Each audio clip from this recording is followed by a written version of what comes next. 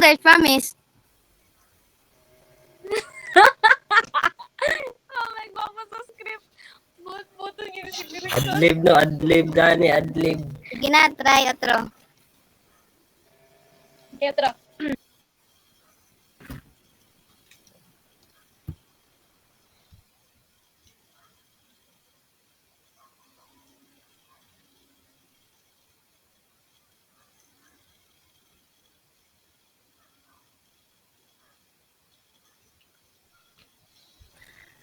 Magandang gabi po sa inyong lahat.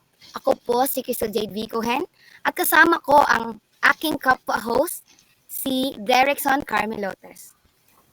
Magandang gabi, Crystal. Magandang gabi rin sa ating mga manonood. Ako po si Derrickson Carmelotes, ang inyong guwapong host, at welcome sa Usapang Bayan, ang inyong paboritong talk show kung saan tatalakayin natin ang mga maiinit na issue at mga usaping pampamilya. Ngayong gabi, isang napakahalagang paksa ang ating tatalakayin, ang kalusugang pagkaisipan, partikular sa mga kabataan. Kabilang sa ating mga bisita ngayong gabi ay mga eksperto sa larangan ng kalusugang pagkaisipan at mga individual na may sariling karanasan sa isyong ito. Tama ka dyan, Crystal. Napapanahon ang ating paksa lalo na't marami sa ating kabataan ang dumaraan sa mga pagsubok na dulot ng stress, anxiety at depression. Ipapakilala ko natin ang ating mga bisita. Unahin natin si Dr. James Kerr Lumotos, isang respetadong psychologist at eksperto sa mental health. Magandang gabi po sa inyong lahat. Naway nandyan kayo sa magandang kalusugan. Ako'y lubos na papasalamat na ako ay iyong inibintahan na makadalo sa ating programa ngayon sa ating online tambayan. Magandang gabi po. Salamat. Kasama rin natin si Mr. Vince Mordeno, isang environmentalist na may malalim na pangunawa sa koneksyon ng kalikasan at kalusugang pangkaisipan. Magandang gabi, Vince. Magandang gabi po, Crystal at James Kerr. Ikinagagala ko pong makasama kayo ngayong gabi. Nariyan din ang sikat na manunulat at kolumnista na si Miss Destiny Bernardo. Magandang gabi, Destiny. Magandang gabi rin po sa inyong lahat. Ikinararangal ko po na magbibilang po rito. At hindi magpapahuli, ang award-winning filmmaker na si Miss Delcy Achicoso. Magandang gabi, Delcy. Magandang gabi, Crystal at Derrickson. Isang karangalan po ang makasama kayo dito.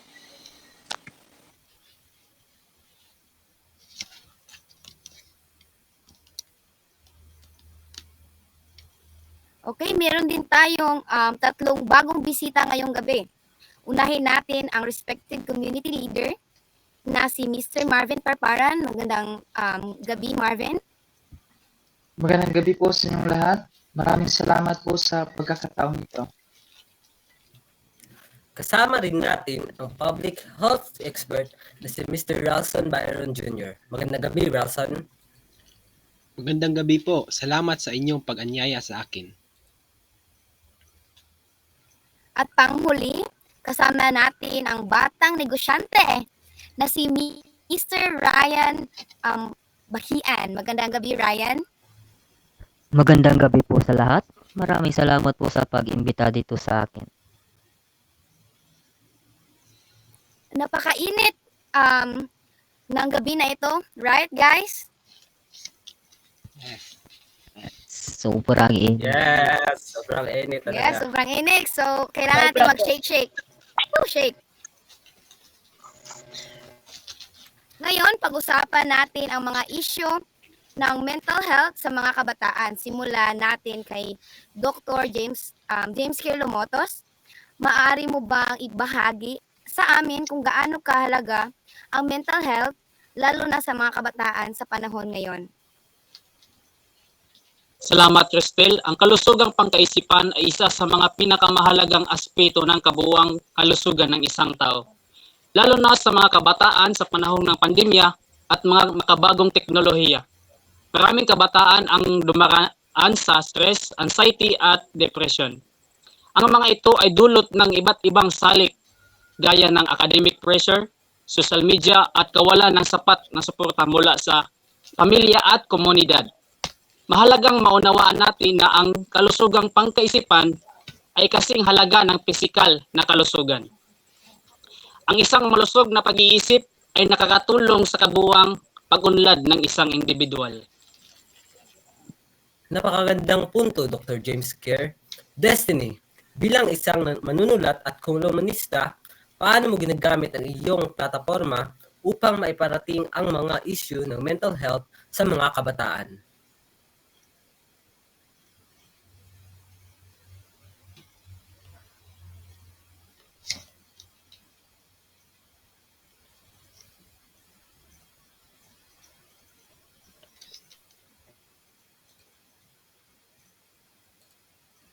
Mahalaga ang papel ng media sa papalagana tungkol sa mental health. Isinusulat ko ang mga kwento ng mga kabataang dumaraan sa mga pagsubok upang maipakita na hindi sila nag-iisa sa kanilang laban. At ang pagbabahagi ng kanilang mga kwento ay isang paraan upang maiparating sa mas malawak na publiko ang kahalagahan ng pag-aalaga sa mental health. Layunin ko rin na magbigay inspirasyon at pag-asa sa mga kabataan na humaharap sa ganitong mga hamon. Napakagandang adhikain, Destiny. Ngayon naman, Vince, bilang isang environmentalist, paano mo nakikita ang koneksyon ng kalikasan at mental health ng mga kabataan? Crystal, malaki ang koneksyon ng kalikasan sa kalusugang pangkaisipan.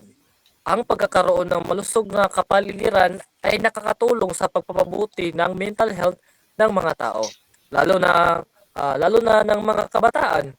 Ang paglabas sa kalikasan, pag-hiking at simpleng paglalakad sa mga parke ay may positibong epekto sa ating pag-iisip.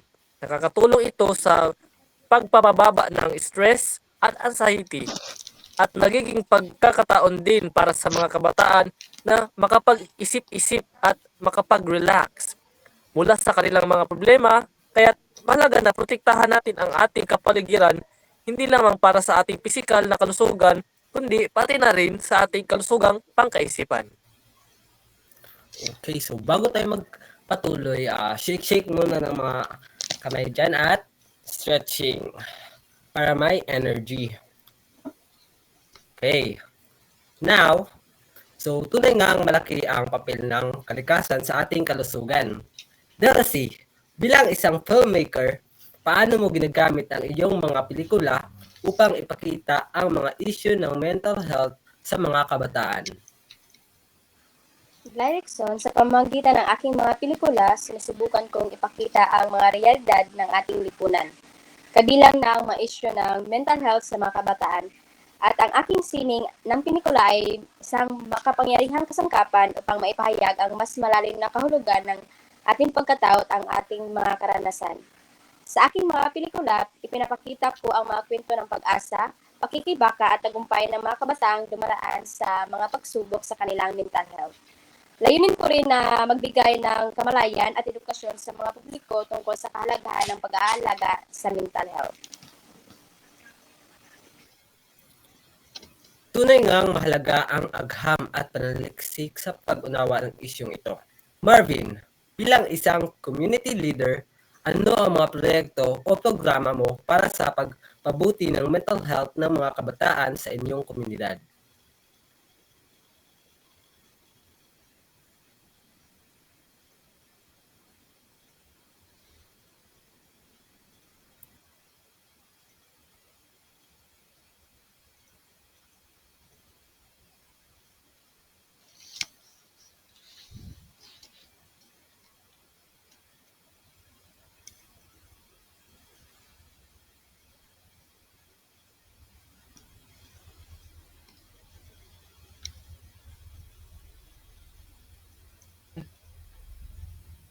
Okay, so Derrickson, bilang isang community leader, naniniwala ako na ang suporta mula sa komunidad ay mahalaga sa pagpapabuti ng mental health ng mga kabataan. So mayroon kaming mga programang tulad ng peer counseling, mental health awareness seminars, at community activities na naglalayong magbigay ng suporta at edukasyon sa mga kabataan. So pangunahing layunin namin ay lumikha ng isang kapaligiran kung saan ang mga kabataan ay malayang makakapagpahayag ng kanilang nararamdaman at makakatanggap ng tulong kapag kailangan nila. So ang pagkakaroon ng isang suportadong komunidad ay nakakatulong sa pagpababa ng stigma tungkol sa mental health at nagbibigay ng espasyo para sa mga kabataan na maghanap ng tulong at pag-unawa. Napakahalaga ng inyong ginawa, Marvin. Rawson, bilang isang public health expert, ano ang masasabi mo tungkol sa mga hakbang na dapat gawin ng pamahalaan at iba pang mga institusyon upang matugunan ang isyu ng mental health ng mga kabataan? Cristel, napakalaki ng papel ng pamahalaan at iba pang institusyon sa pagtugon sa isyu ng mental health ng mga kabataan. Una, kailangan magkaroon ng mas malawak na access sa mental health service. Ito ay nangangahulugan dapat madagdagan ang mga mental health professional at maging mas abot kaya ang kanilang serbisyo. Pangalawa, dapat palakasin ang mga programa sa eskwela na nagpropromote ng mental health awareness at nagbibigay ng suporta sa mga estudyante. Pangatlo, mahalaga rin ang pagtanggal ng stigma sa mental health upang mas maraming kabataan ang pupunta at magpapatingin kung kinakailangan. Ang mga hakbang na ito ay makakatulong sa paglikha ng isang mas maunlad at mas malusog na lipunan para sa ating mga kabataan. Napaka-informatibo ng iyong mga binanggit, Rawson. Brian, bilang isang batang negosyante, paano mo pinalalakas ang entrepreneurial spirit ng mga kabataan at paano ito nakakatulong sa kanilang mental health? So, bilang isang estudyante, Derrickson, ang pagkakaroon ng entrepreneurial mindset ay nakakatulong sa mental health ng mga kabataan sa pamamagitan ng pagbibigay sa kanila ng layunin at direksyon. Sa pamamagitan ng mga workshop at mentorship program, hinihikayat ko ang mga kabataan na gamitin ang kanilang mga talento at kakayahan upang magtayo ng kanilang sariling negosyo. Ito ay nagbigay kanila ng sense of accomplishment at self-worth.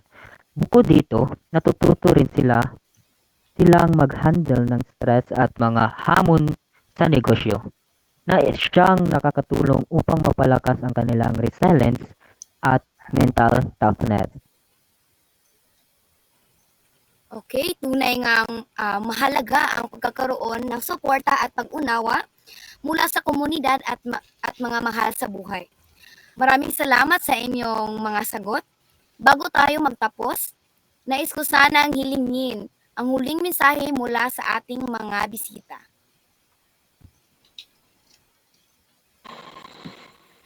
Para sa mga kabataan na dumaraan sa pagsubok, tandaan niyo na hindi kayo nag-iisa. Huwag kayong matakot humingi ng tulong. Napakahalaga ng inyong kalusugan, pangkaisipan at may taong handang tumulong sa inyo.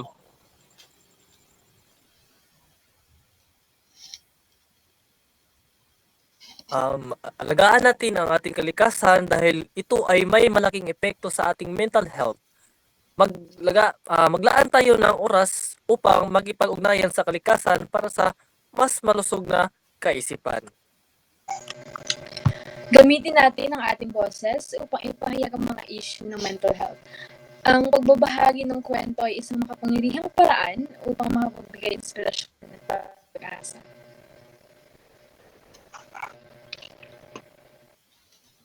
Sa pamamagitan ng sining, maipapakita natin ang mga karanasan ng mga kabataan at matutulungan natin sila na mas maintindihan ang kanilang nararamdaman. So, mapapayo ko lang ay bilang komunidad, magtulungan tayo upang lumikha ng isang suportadong kapaligiran para sa mga kabataan. Dahil ang bawat isa sa atin ay may papel na dapat ginagampanan. Ang pamahalaan at mga institusyon ay dapat magbigay ng sapat na suporta at serbisyo upang matugunan ang mga isyu ng mental health. Sama-sama tayo magtrabaho para sa kalusugan ng ating bayan. So, hinihikayat po ang mga kabataan na magpatuloy sa kanilang mga pangarap. Ang pagiging negosyante ay hindi lamang tungkol sa pera, kundi sa pagbuo ng isang mahusay na mundo. Maraming salamat sa inyong lahat. Napakahalaga ng inyong mga ibinahagi, kaalaman at karanasan. Sana ay marami tayong natutunan ngayong gabi tungkol sa mental health ng mga kabataan.